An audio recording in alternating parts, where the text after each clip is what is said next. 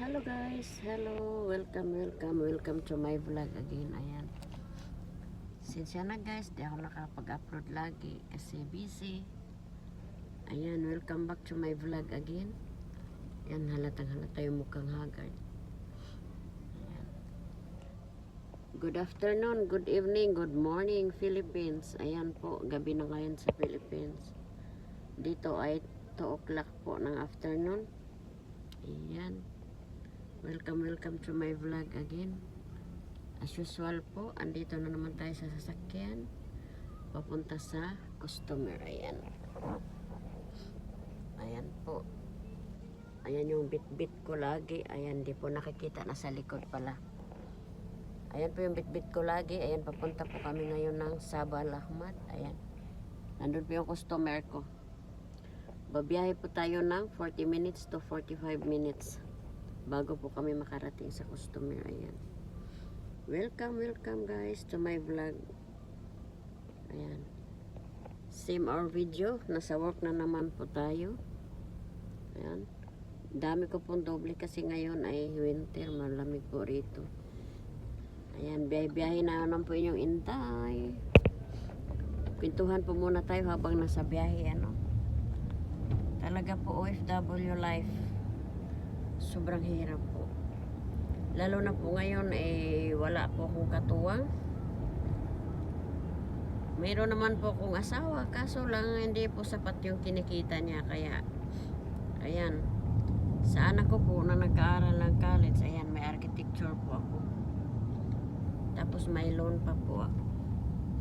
Kasi nagpapabahay po ako ngayon, hindi pa po tapos, nakatingga rin po yung bahay ko. Tapos buwan-buwan po nagbabayad ako ng loan ko. Ayan, kaya napakahirap, ang sakit na po ng ulo ko kung saan ako kukuha ng pera. Kagaya ngayon, bayaran na naman po ng tuition. Ang hirap po, ang hirap. Sakit po ng ulo ko masyado. Di ko alam kung saan ko kukunin yung pera.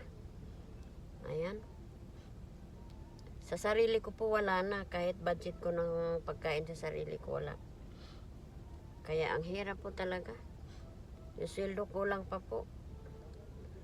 Kaya shout out no sa mga anak na pinapaaral ng magulang. Kaya mag-aral kayo ng mabuti. Kasi ang hirap po. Hindi nyo alam kung paano namin, saan kami kumukuha ng pera para lang may pambayad sa tuition nyo. Kasi po ang hirap. Kagaya sa akin po, yung kurso po niya hindi po basta-basta. Kaya kahit hindi ko po kaya, kinakaya ko dahil yun ang gusto ng anak ko. Sana naman pagdating ng panahon makatapos, inshallah makatapos sa pag-aaral. Wala naman po tayo ibang hinahangad ng mga magulang kundi suportahan at mapatapos yung mga anak natin. Ayan, kaya inshallah. Kaya kahit mahirap po, kinakaya. Kaya natin yan, kaya. Diyos nang bahala sa lahat. Kaya ang hirap. Minsan po kahit pagod na ako, tapos may nagpapa-part time po ng hilot kasi yung trabaho ko po dito, nagmamasahe ako. Ayan, may mga kaibigan akong gusto magpamasahe, mga babae lang, bawal lalaki.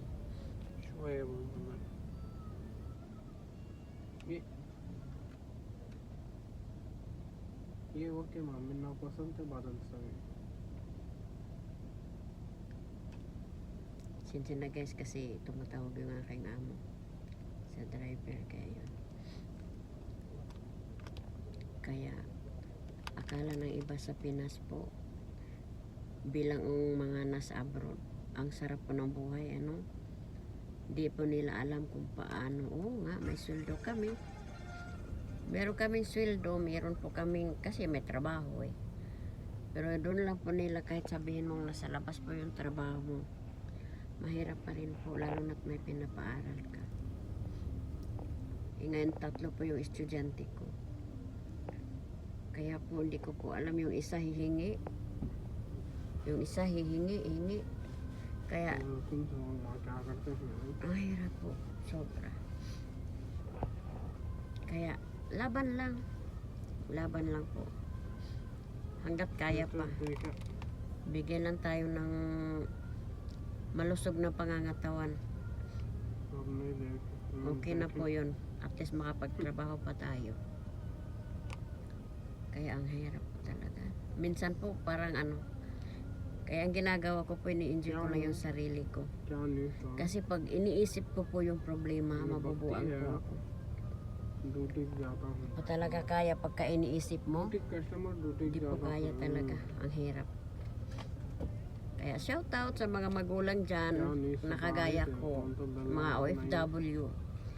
Opo, napakahirap po, hindi po basta-basta. Kaya at sana naman shout out sa mga anak naman na pinapaaral ng magulang. Ayan, sana mag-aral din kayo ng mabuti kasi para din sa inyo yan. Kumbaga para sa amin mga magulang, kahit hindi namin kaya, kinakaya namin para may pangtusto sa mga anak. Kaya ganun, shout out sa mga anak na mga pinapaaral na magulang. Huwag matigas ang ulo, tipid, kasi ang pera dito, isang bisis lang kami nagsusweldo sa isang buwan. Kaya kailangan magtipid. Kung hindi naman kailangan bilhin, wag na pong bilhin. Kasi ang hirap-hirap kumita dito sa abroad. Hindi kami linggo-linggo, hindi kami araw-araw nagsusweldo. Yan. Kaya ang hirap po. Pero ganito lang, laban lang, enjoy life. Kaya minsan guys, ini-enjoy ko po yung sarili ko. Sumasama ako, mag-party-party, para bang hindi mo maisip yung problema mo. Kasi ang hirap po na mag-isa ka lang magtusto sa mga anak mo. Ang hirap po talaga. Ayan, maganda na po yung weather natin dito sa Kuwait. Ayan. Kasi winter na po dito, pero hindi pa po talaga siya as in cold na cold. Medyo may init pa po siya, pero at maganda na po talaga yung weather niya. Na siya, yung malamig na mainit-init konti. Ayan.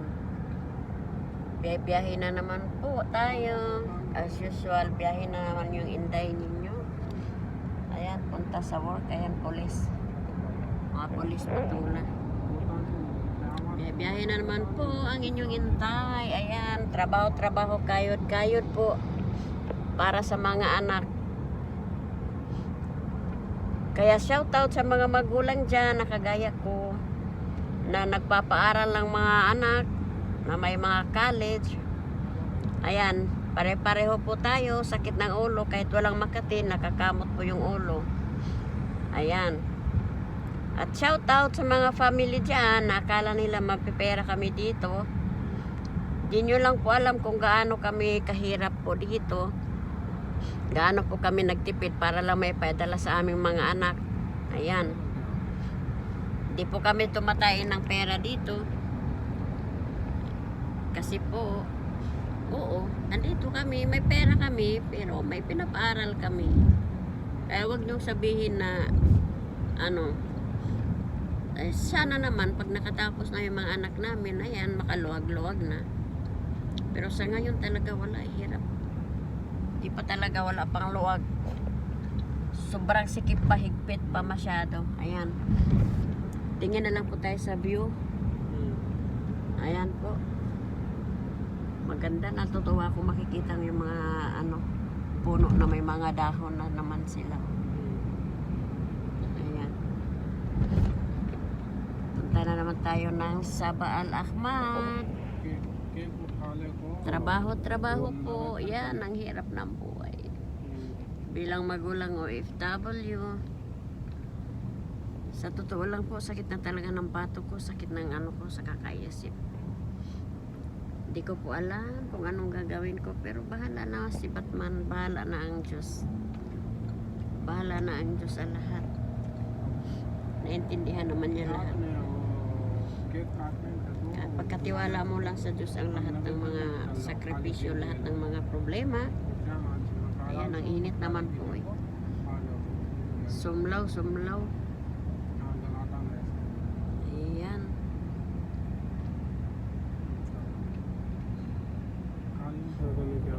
Minsan po kulang pa kami sa tulog kasi pagkagabi nagdudot-dot pa ng cellphone, nanonood ng mga ano. Kaya nakakatulog po maaga na. Tapos may pasok na naman kinabukasan. Uy, ang hirap talaga. Ayan. Malay-layo pa po yung aking biyahe. Kaya bye-bye po sa ngayon. Kasi gusto ko pong umiidlip-idlip. Ayan, bye-bye. Thank you po sa lahat ng mga nag-subscribe po pala sa akin. Ayan.